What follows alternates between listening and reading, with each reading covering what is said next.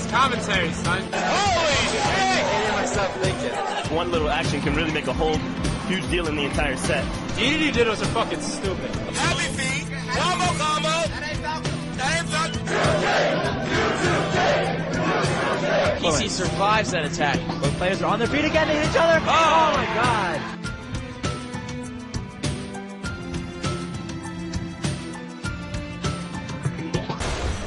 Hey everybody, welcome to Directional Influence, brought to you by Controller Spike. I'm Will, aka Broccoli Kong. I'm a competitive Smash player here on the East Coast, and right here with me we have Dakota, aka Rapture. How are you doing? Hey everybody, how you doing? I'm doing great. I am doing great. Yeah, I am Rapture, aka Dakota from VVV Gaming. I am of Connecticut, relatively new Smash Bros. Player. I do edit the show though. Yeah, that's me. And then we're here with Matt, too. Matt, a.k.a. Punishment Divine. How are you doing? I'm doing just great. Like you said, I'm Punishment Divine, PD, Matt, whatever you want to call me. And I'm a competitive Smash player from Long Island, East Coast. And I've been playing pretty much since the game started.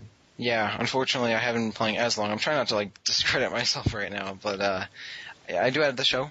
And it's too late. It's too late. I know everyone's going to be like, yo, Rapture sucks. I do suck, thank you. My Kirby isn't that bad, is it? Yeah, your Kirby's legit. I don't know. My Kirby is... I haven't played it too much, but...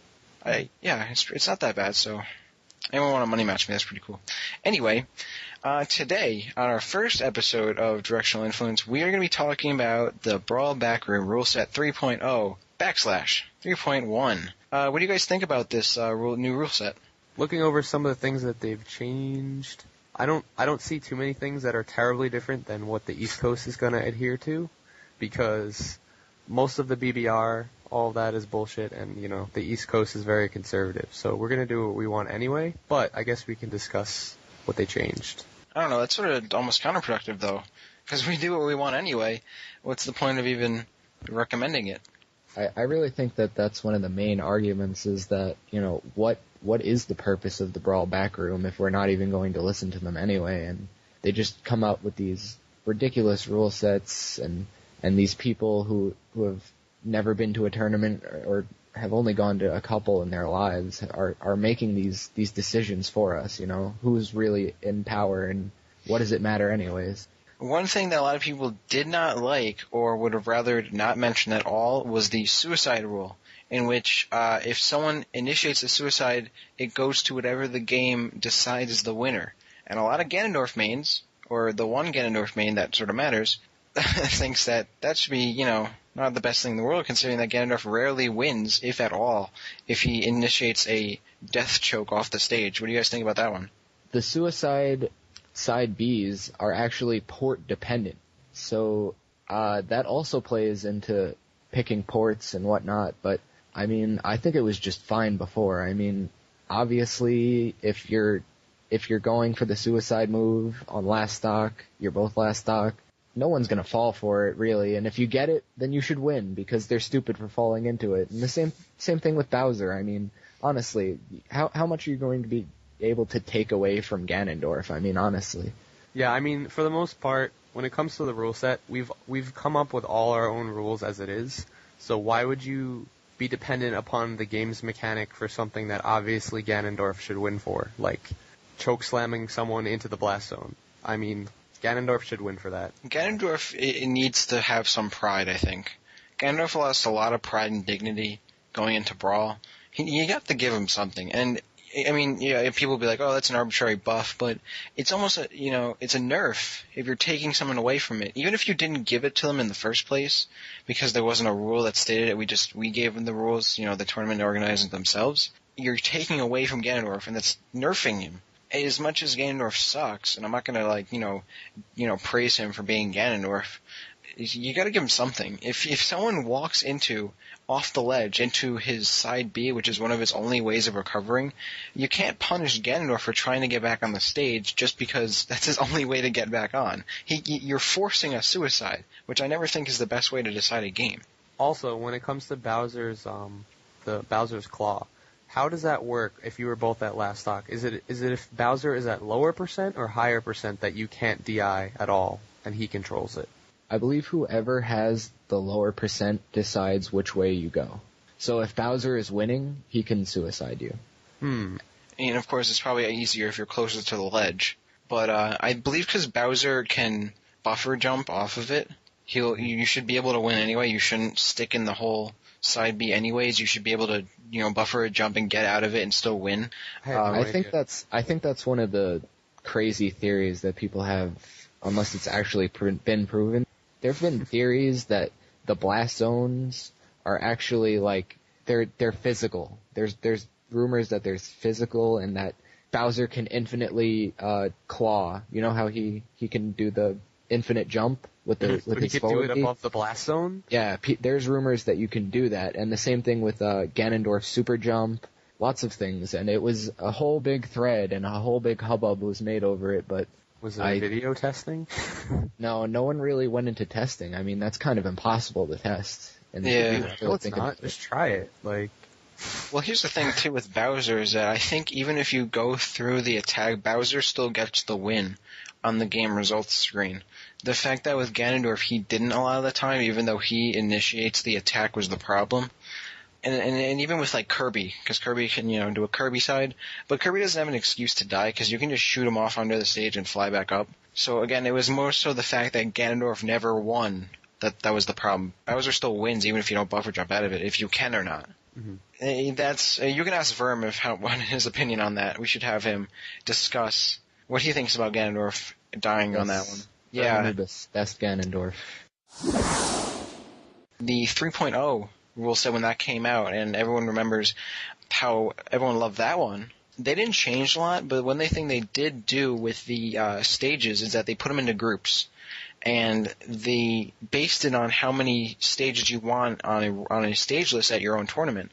So on starter and counter stages, for example, if you only want to run a 3-stage starter list, you would run Battlefield, Yoshi's Island, and Smashville. But if you want to do 5, you would add Lilat and Pokemon Stadium. Do you think this system of starter and counter stages in groups is better than just picking from the pool and doing whatever you want? I mean, I kind of agree with the way that they're added, because they're starting off with the 3 pretty much most conservative starters. And then as you add 2 at a time, there are more stages that would be considered counter picks, in my opinion. And by the time you get down to Delfino and Halberd, obviously there's stage hazards and really gay things about the stage that, people don't always want to deal with. So, even for MLG, all 9 stages are always considered. I mean, it gives you kind of some leniency if you wanna play around with it. I don't know. I kind of like that. I like the mixing them into groups. However, I don't like the order that the groups are in. For instance, Pokemon Stadium and Lilat are not more neutral than FD. I mean, FD is not the most neutral stage, but Lilat and Pokemon Stadium can be extraordinarily difficult for some characters to overcome some matchups on. I mean, Snake on Pokemon Stadium is broken. Lilat doesn't benefit space animals as well, I've heard. Well, Wolf, at least. I mean... Sorry, Choice. Sorry for all 3 people who main Wolf in the United States, but... Oh, well. I mean, even considering, I think Halberd is probably more neutral than Castle Siege, or maybe even Pokemon Stadium, looking at it. I mean, if you consider Yoshi's a neutral, then Halberd is sort of close to Yoshi's, with hazards and flying around, of course. I don't think Yoshi's that bad of a stage, to be honest. The only problem is the support ghost. If that wasn't random, because once it becomes random to the point you cannot really decide or determine when it's going to show up, then it's a problem. But if it showed up at specific intervals, I don't think that'd be that bad of a concept in the stage. Then you have the Shy Guys, which if anyone complains about Shy Guys, by the way, you should just kill yourself. Shy Guys are amazing. You can, you refresh your moves on them. You hit them with your weak attacks. Yeah. And by the way, the support ghost is not random. You can actually call out to him, and we actually call him Roger. If you call out Roger or platform as you're falling, it actually comes and saves you. Really? 75% of the time. Do you have to have a microphone plugged into the TV to do this? Nope. Just the magic of the cards. You just have to believe. The Yoshi's gods. Support. I know you're gonna talk to a Ness or Lucas main, oh my god, it messes up my recovery. Well, you're a Ness and Lucas. That brings me to a point. Should we have rules that if it hurts a character that nobody really plays, should we matter? Like, does it matter if we nerf Ganondorf even though only one person plays Ganondorf? I don't think it's as much as no one plays this character as much as it is the greater good principle, which is if it's good for most of them, then it works. But so many people feel that though. Like, who cares if Wolf sucks on Lilat? We should be able to play on it anyway. I think, if anything, that we definitely shouldn't make rules, knowing that it's going to hurt a character badly. But does it hurt Wolf enough? Like, for example, does it hurt Wolf enough on Lilat to make Lilat less of a starter stage and put it on like the 7-star stage pack rather than putting it on the 5th group, like in the 5-stage group? Well, in my opinion, like, Wolf is just going to strike that first. And, like, you're going to strike down a lot of stages anyway, so it's just having more of a selection and more variety is good in my opinion, because, say, even if Wolf is, like, terrible on Lilat, if there was some character that was maybe worse than him, if there was one in the game, or if there's someone else, if you know who they personally have a disadvantage on that stage or they hate it completely, you have an option to keep it open just to, I don't know, it might help you out in the set. But, like, for the most part, Wolf is just going to strike Lilat anyway, so it's not a disadvantage to Yeah, you know what? Fuck Wolf. Fuck Wolf. We're going to... Yeah. Why are we talking about Wolf? Why are we talking about... we gave choices time. One thing I did want to point out while we're talking about this, they included on Counterpick Group 3 the following stages: Green's Distant Planet, Luigi's Mansion, Pirate Ship, Yoshi's Pipes, and Port Town Aerodive. Why exactly is Luigi's Mansion legal now? Can someone please answer that question? I don't want to take sides, and I don't think it's that great of a stage. I only like Luigi's Mansion because I can do a texture hack like a lot of people can and make it look like a gingerbread house. And I think that's legal worthy. So, oh wow, I haven't even seen that. Yeah, it's great. It is great. I play on that stage just for that texture hack. That makes the stage legal. Gingerbread Mansion should be a legal stage, but Luigi's Mansion should not. I hate Yoshi's Island Pipes though. I hate that stage. It is just, I don't know what anyone thinks that stage is good. The blocks are stupid, and it just like the music is just, I want to kill myself. I have to put in like some sort of rap music in there to like balance out the gayness. It's just terrible. I don't like that. Me and Matt actually tried playing on Yoshi's Island, like legit, and I don't know, man. Those blast zones, like they're right Lord. there. Like the edge of the screen is the blast zone. It's like, what the fuck? Yeah. One thing I did actually notice is that a lot of people were complaining about Pirate Stage because of rudder camping. I've never played on Pirate Ship or whatever the hell you want to call it, because I don't like that name, to know what like rudder camping really does in a match. Has anyone actually here experienced rudder camping to the fact that you should ban that stage? Well, I think that Pirate Ship's problem is not just one thing. I think it's the entirety of the stage is pretty lame. I mean, between the bombs, the rudder camping, there's a wall when it lands on the rock, and I'm pretty sure there's a walk-off as well. Gravity gets screwed up when you get sent flying in the air. I mean, in general, the stage is just sort of random. I mean, although they may happen in synchronization or whatever, I mean, you can't really be prepared for everything at all times. I mean, and also there's the fact that certain characters are literally just broken in a stage which is made up of 90% water. The reason that I think Pirate Ship was originally banned, I think was proven by Ninja Link early on, probably around somewhere around 2008. If Ike goes into the water on the left side, and I suppose it would be rudder camping, it's like a type of planking without actually touching the edge. Have you been on a boat? Rudders are not in the front of the boat. Listen, I don't know if it's the front or the back. I don't play on this stage. But it doesn't matter. Wherever you are in the water, you don't even have to grab the edge, so it's not really considered planking. It's like water camping. You just keep ethering over and over in the water, and it's completely safe. And they can't do anything, because if they try to challenge your ether, they'll be dragged down into the water too, and then he can ferry you into the bottom of the boat. He's like the Kraken. Drag your ass. Yeah. Well, yeah, doesn't DK have this stupid thing on Jungle Japes with his up B? DK is Michael Phelps in the water. Yeah, what is that? You can't complain about Ike using his up B over and over again, but you can do that garbage. Well, to be honest, DK doesn't go very high. Ike goes high. and DK's up B doesn't drag you into the water with him, where Ike's moves are just devastating down there. At most, the most that DK can do is just kind of sit in the water. And even on Jungle Japes, I've tried it, unless if you're very good at spacing it and staying away from the claptrap, you will get hit by the claptrap and you will die. You will die. The claptrap will kill you. Well, like Will said about a week ago, we did play on most of these stages. We didn't actually get the pleasure of playing on Pirate Ship or Luigi's Mansion, but we tried out Green Greens, Distant Planet, Port Town, Pipes, I think Norfair. Did we try? I don't know if we tried Norfair. No, we didn't play Norfair. For me, I've been playing a lot of these stages too. Norfair, I've been playing on a lot ever since MLG made it legal. I mean, I honestly don't think it's that bad of a stage. Maybe just because I love Metroid, I just want to play on Norfair. The lava I don't think is that big of a deal. It's just is the size almost. But I don't know, it's not that bad of a stage. My problems were with Yoshi's Pipes, Luigi's Mansion, Distant Planet I just think is a terrible stage. Just how it's built. I don't like that stage at all. It's not even the walk-off either, or the circle camming. It's just a poorly built stage. It's not fit for competitive play at all. And then you got that stupid frog thing, wherever the fuck that is, that comes over and like barks at you. And whatever that thing is, that's the best stage. In our experience, Distant Planet was a very interesting stage to play on, and it was very, very fun, but I can see why people would have many gripes over that stage, because there are very many gay things on that stage. If you literally just like camp the like water part when the water's running down, it just seems broken. Like you can't get to any character that gets to the ledge first, it feels like. Unless you're probably Meta Knight, I guess. And then there is the walk-off, obviously, and that blast zone is just so short, and the Toad really isn't a problem, but the fact that he's there just makes the stage huge, and you can just run away infinitely, it feels like. The same thing goes for Norfair, I think. It's not the stage itself, it's the size of the stage.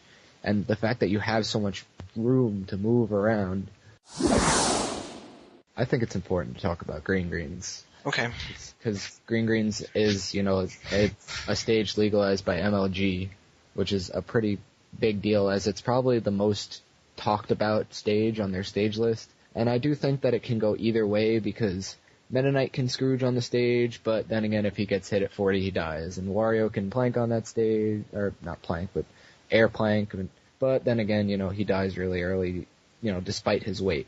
And DK gets blown up on that stage, or he can blow up bombs and do all sorts of gay stuff without getting hit, but then again, he gets kind of gimped really hard on that stage. It's a mixed bag, but I think it's up to the discretion of people whether or not, they think that mixed bag is worth making legal or not. I don't know. For me, it's weird because I don't have a problem playing on the stage, but I wouldn't necessarily intentionally go to it. I mean, with my character, with Kirby, who has 5 jumps and Final Cutter and everything, I don't have a problem on a lot of stages because recovery isn't that big of a deal, and staying on the stage isn't the biggest deal either, even though Kirby gets thrown around like a fucking punching bag. And just with Green Greens, I don't know. It seems like there's too many elements in play that make the stage, like, that warrants the stage be played. But it's not a terrible stage, though. The bombs are a problem. The apples can be a problem. There's the general geographic thing, or whatever you want to call it, of the map, like how it's structured, can sometimes be a problem. But it's not, like, so overwhelming that together it makes it such a terrible stage, though, in my opinion. The bombs aren't a very big problem. They're not a gigantic problem, because, as has been said many times before, and people still don't realize, is that the bombs only hit on one frame. And, if you air dodge, it doesn't really matter whether you timed it or not, you're probably not going to get hit by it. The real problem with the stage lies within the general, as you said, the general geography of the stage, where you've got the appearance of the bombs itself, not the actual explosions. Just make it sort of feel like it's dangerous to approach, but if you know what you're doing, the bombs aren't that big of a deal when you're trying to approach. Unless you're going against DK, who can just invincible them, which is... Or you're my case. Or you're my case. Or you're my case. Yeah. In my opinion, being the main of a character who gets chain grabbed to hell, I think the fact that the stage has 4 walls, in essence, when the blocks are there, which, by the way, you can hit and prevent the fact that there's going to be a wall there, but the fact that there is a possibility of having 4 walls on this stage, and they're actually, the main enclosed area, if you're standing in the middle and you're fighting King Dedede, it's not pretty if you get grabbed. It's pretty much a stock. if you're a chain grabbable character. You have to play campy. Like, you have to jump around in the air, you have to stay on the platforms. For the most part, the only thing that I didn't like about Green Greens is that when I got, like, a sure kill on someone, like, with a lot of knockbacks, say, like, a forward smash or a down smash, I would hit someone and they would bang their head into a falling block, and it would I save love them. that. I love that because Shit it is happened so to me stupid. twice. Happened to me twice in one match against Will, and it was glorious. It's like you're supposed to fucking die from that. I don't understand. That Maybe is- if you tech the block, then I would understand. Then I would. If you tech the block and you can't see it coming, kudos to you, sir, for doing that. Usually when I play on Greens and I get hit with something, I will press R. Generally, it's the same timing every time because the way the stage is proportioned, like, you're getting sent into the blocks, like, by the same distance, usually almost every time, so the teching time is pretty much the same. So I just press R a second after I get hit and hope for the best. Because I have had instances where I've teched the blocks. Hey, like I said, if you tech the blocks, I think that'd be pretty cool. And, watching that, if someone, like, gets shot up in the air and they just come back down like nothing happened. Like, hey, let's go, I'm ready to go. There's no blocks up there, what are you talking about? I'm not cheating. By the way, Green Greens would totally be okay and should always be legal as long as both people go Captain Falcon. I agree. We've come up with a minigame called Knee Greens, and it involves wall jumping and teching off of blocks all day and wall jumping. It is a Falcon free-for-all. You need at least 3 people, preferably 4 to do it. And edgehogs are banned. That's the only rule. I just want to point out something, though. When I was watching the Mike Hayes versus Uka match, the person who I could hear the most was Cheese. Because Cheese really wanted Mike Hayes to win. Really badly. And I'm not trying to hate on Cheese here, I love him, but my God, Cheese is a bad coach. I appreciate when Cheese cheers for me, but it's usually just like the typical, the standard. Go get him. Coach. Yeah, go get him, or you got 5 minutes, or I'll see you in the parking lot later tonight. The standard. At MLG though, he does usually step his trash talk up, and I appreciate that. However, as you mentioned, Mike Hayes versus Ook, I think that Mike Hayes played so poorly that match. Like, I don't know. Does he play even use King Dedede? It's like a tertiary for him. He plays Marth as obviously probably, 90% of the time, but occasionally in tournament I've seen him go Meta Knight, and I've seen him go Snake and Wario once or twice. More recently with Wario, but I have actually never seen his DDD before, but after confronting him about it after the match, he did say that he does have a DDD. But I think that was just a very strange thing to do for him, although probably the best option. I approve of that decision. I mean, I also approve of DK beating DDD on Green Greens, don't get me wrong. Right, that was so close, though. That was so close. Right at the end, though, if Cheese wanted to give any sort of good advice, like, I'm sure Mike Hayes... You mean don't approach? Well, he got the grab at the end. The game was over. He got the grab against the wall. But he wasn't facing the wrong way, though. He was facing toward the edge of the stage with his back to the bomb, and the bomb was right behind him. And then he butt smashed the bomb. Yeah, his mistake was that he down threw. He probably should have forward threw, which everybody knows by now. And he probably didn't know the down throw had a hitbox behind him. But that was it. That was the game. I'm pretty sure DK was almost at death percent. Like, if he forward threw him, DDD would have been in a much better situation. Oh yeah, definitely. I think that the decision was right because I don't think Marth at all. I mean, I think Marth loses to DK as it is. I think it's even worse on Green Greens. The decision was right, but the way he played it was just wrong. He should have just camped the middle, waited for opportunities, and he really tried to go in too much. And I don't even find enjoyment watching that match. It's not even like a good match to watch. It feels like it just looks like they're hitting buttons randomly. Like, that's just how I feel when I watch that's how people do play the game. They do have to hit buttons to. No, I mean, like, at random, they're just choosing options. And I could really tell that Mike was not comfortable on that stage, while Ook might have been much more comfortable, and probably definitely was more comfortable with the way he was abusing DK's up B invincibility. I'm almost positive that's one of his favorite stages. I remember that being said. So either way, Yeah, either way, I'm not trying to like rag on my fellow VV members. I'm trying not to do that. Not at all. Not at all. We all love Mike Hayes here. We've all met him, and he's an amazing person. Oh yeah, I but- love Mike Hayes. I love Cheese too. Cheese is cheese. But one thing I do want to point out too, when I was listening to the video and I was watching it, I heard when Ook was on the right side of the screen doing taunts and stuff, and everyone started chanting, someone was chanting East Coast when they were referring to either him or Mike Hayes. Really? Yes, I think you can hear it once or twice. Someone saying East Coast, and near That's the hilarious. End, yes, and I had to replay it. Neither of them are from the East Coast, right?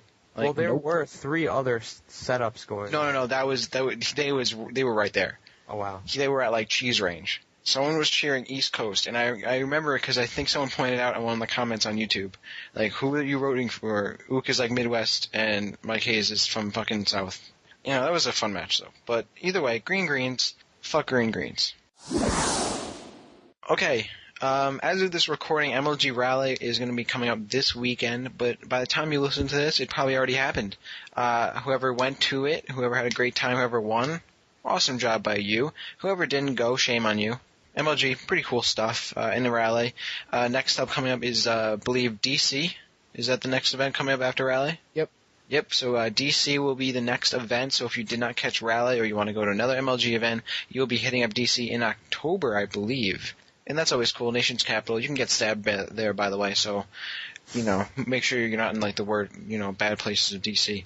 As well as that, we have in Connecticut, in Vernon, on 9/11, Viva La Smash 3, hosted by Solid Jake and Spawn.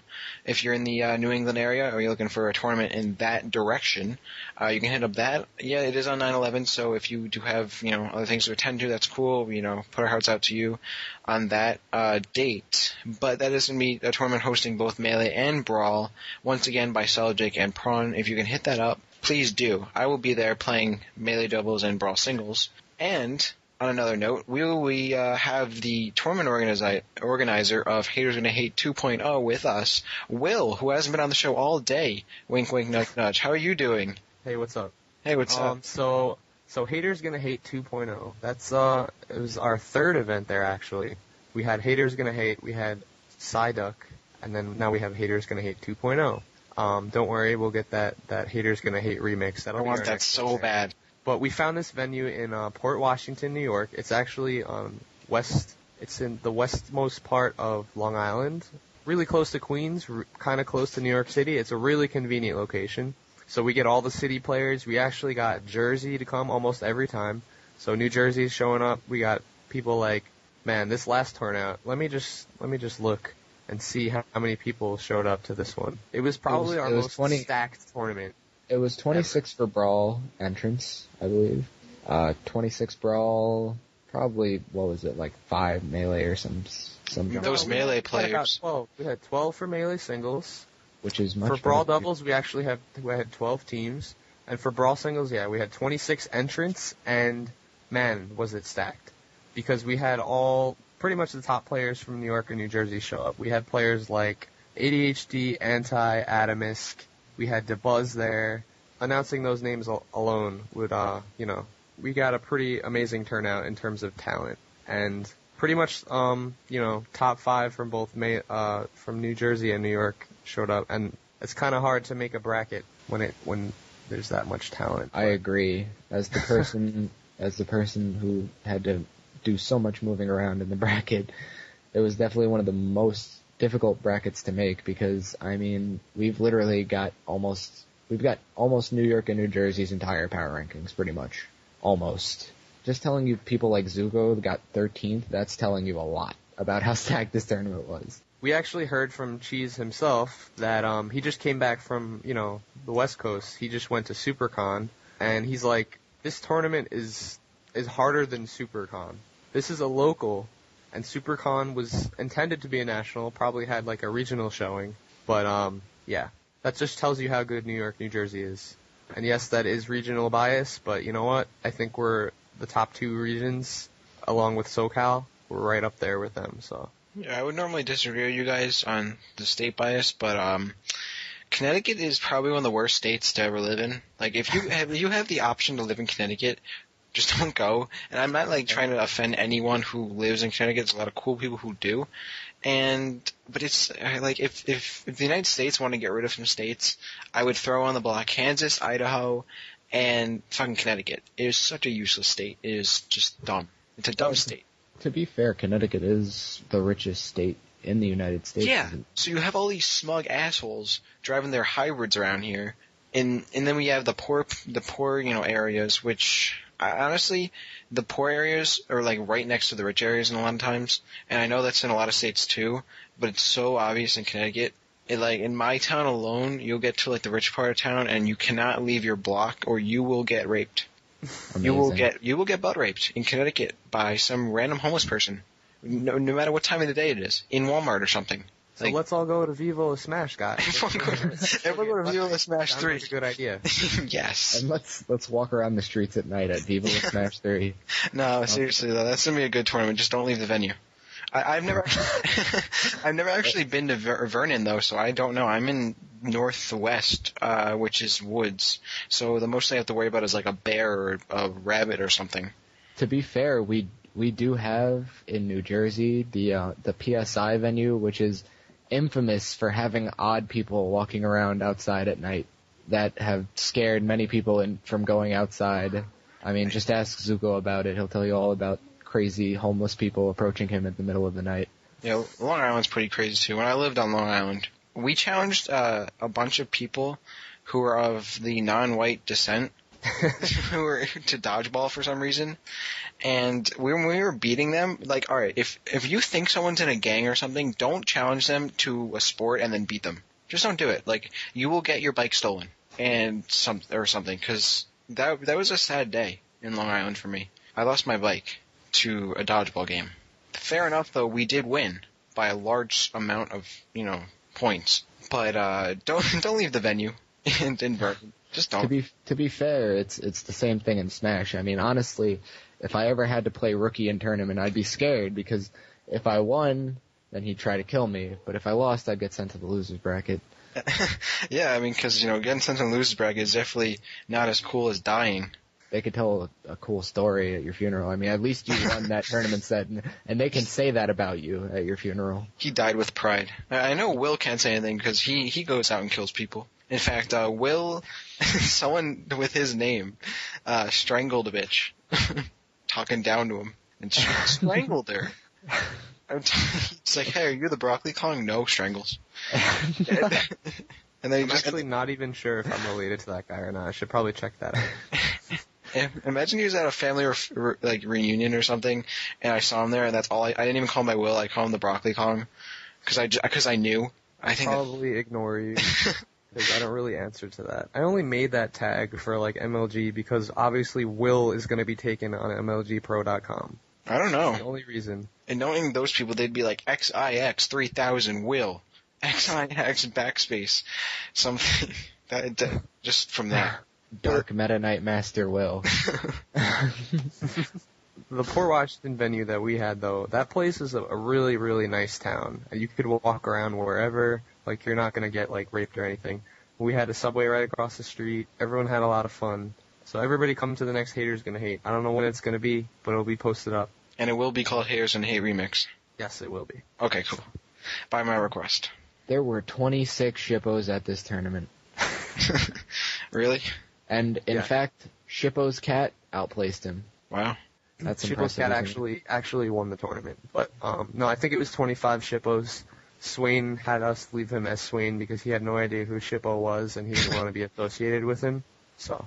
Oh, that's not fair. For that, you should change him to Shippo, the Shippoest of Shippos. Didn't you guys go to kindergarten? You're not supposed to exclude people? Assholes. Yeah. Yeah, fuck you, Will. Dumbass. Whatever. He was being a dick about it. I don't give a shit. He was cool. He paid me for running the tournament, no Johns. Taking money from people. Fucking man whore.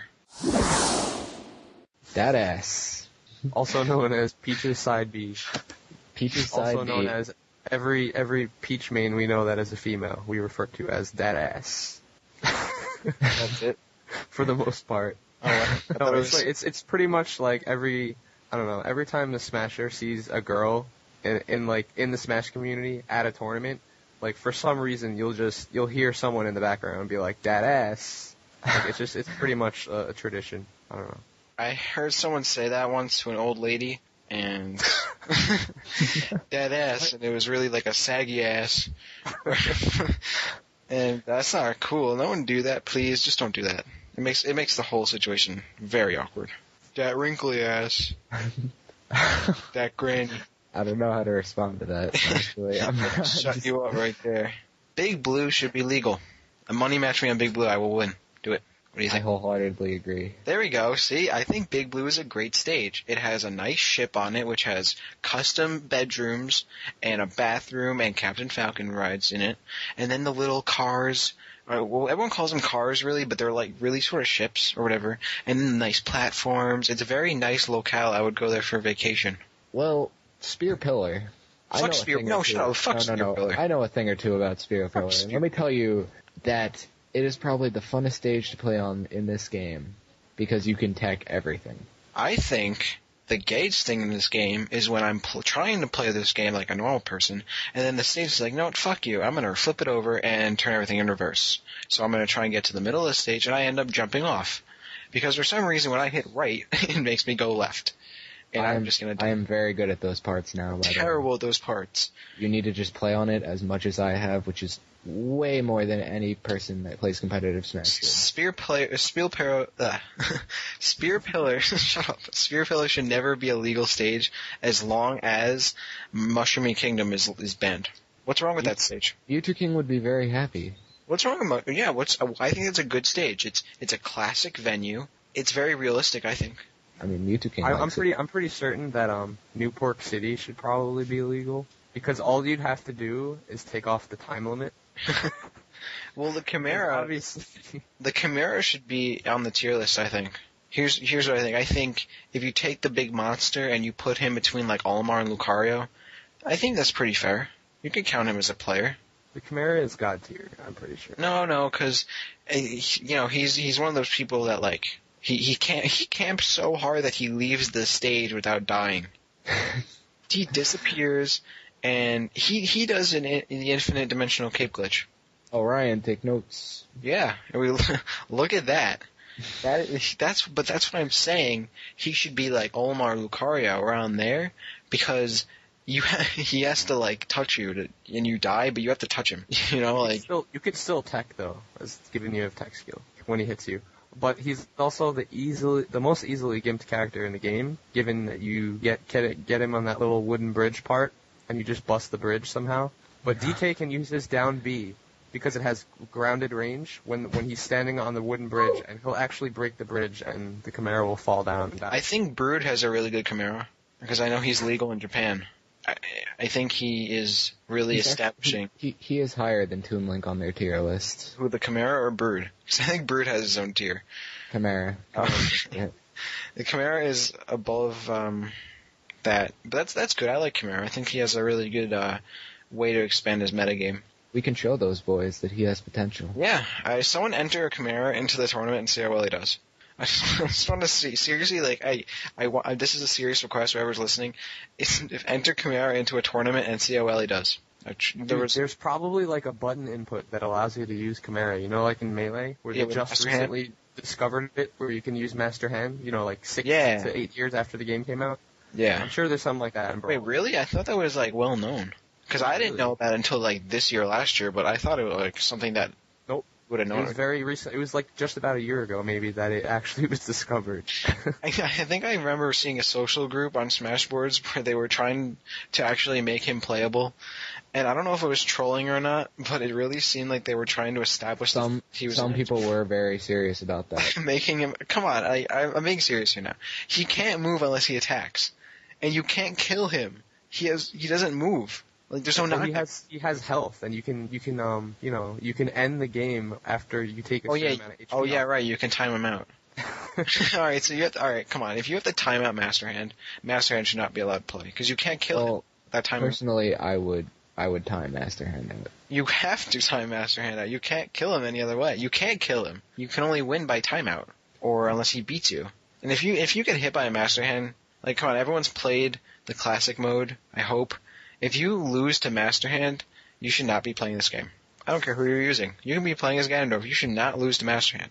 Ganondorf is actually very good versus Master Hand. That's actually probably his best matchup. Ganondorf's best matchup is against a character that's not playable. The IASA frames on Ganon's up smash allows him to up smash Master Hand like 6 times before Master Hand can even do anything. And you know what I think is a good character too is Donkey Kong on 75 meters. Oh, that's just not fair. He's better than your Donkey Kong, Will. Yeah, he throws sprints at people. He doesn't give a fuck. He's so good. He comes out of the background. He's like, I'm not sure where the barrels are at, but I don't know. don't the barrels come off the side like they just appear? Yeah, he's secretly chucking those. The Donkey Kong you see is a facade, obviously, and the real Donkey Kong is in hiding. No, I think it's Mewtwo. I think that's how they put Mewtwo in the game. Mewtwo dresses up as Donkey Kong and he moves the barrels with his mind and shit. So there you go, there's Mewtwo. He's in Brawl. You just can't see him. Okay, that brings us to the end of the show, unfortunately. Sad face. But with that, every week we're always going to give thanks to Crash behind the Gamers Garage and ControllerSpike.com. Thanks for hosting the show. Great, give us the opportunity for being able to host this show. As always, we're going to thank the Smash community for listening, being part of Smash, contributing to what is, I personally think, a really great game, even though it really is just a party platformer with Meta Knight. Obviously, stop over at our Facebook, MySpace, and Twitter pages where you can learn more information about the show and the rest of the other shows. And speaking of which, listen to those other shows. We got some great shows like Gamers Garage and The Losers Bracket. And if you would like to be on the show, please hit us up. We love guests. We're going to keep having guests on this show. Even though we didn't have one today, we're going to have guests on the show all the fucking time. So if you want to be on the show, hit us up. And if you want to give us feedback, you can call our voicemail at 206-350-7352 with a real phone, not one that you stole from some homeless person at Walmart. Thanks for listening. We'll see you next week with episode 2 of Directional Influence.